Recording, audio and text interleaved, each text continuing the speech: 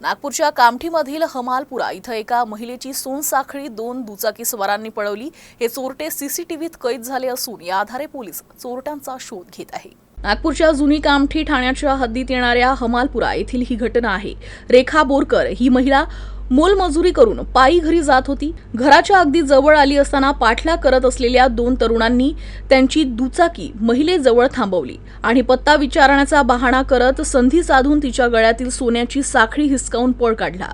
या महिलेनं आरडाओरड करत चोरट्यांचा पाठलाग केला, त्यामुळे माजी नगरसेवक कपिल गायधने तसेच शेजारी मंडळींनी मदतीची धाव घेतली। मात्र तेवढ्यात या चोरट्यांनी दुचाकीनं पळ काढला। हे चोरटे सीसीटीव्हीत कैद झाले असून पोलीस या चोरट्यांचा शोध घेत आहे। आणि काल त्या अशा कामावरून परत आल्या आणि बुद्धविहाराच्या समोर थांबलेल्या होत्या। तर 2 इसम एका बाईकवर आले, म्हणजे असं म्हणू शकतो की पिवळ्या कलरची अपाची यावरनं आले, त्यांच्याजवळ थांबले आणि त्यांना इथे कुणी वाघमारे राहते का अशी विचारणा केली आणि त्यांनी नाही म्हणलं आणि ते लगेच त्यांनी चेन गळ्यातली ओढली त्या फिर्यादीच्या आणि तिथून पळून गेले।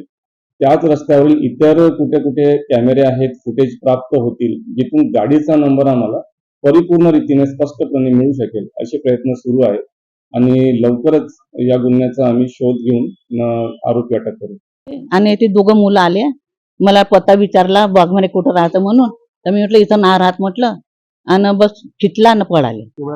14 ग्रामचा होता बस। मग ओरडले मी, सगळे लोक नाही, इथं कोणीच नव्हते, पाणी मारत होते ते तिकडे उभे होते बस येथून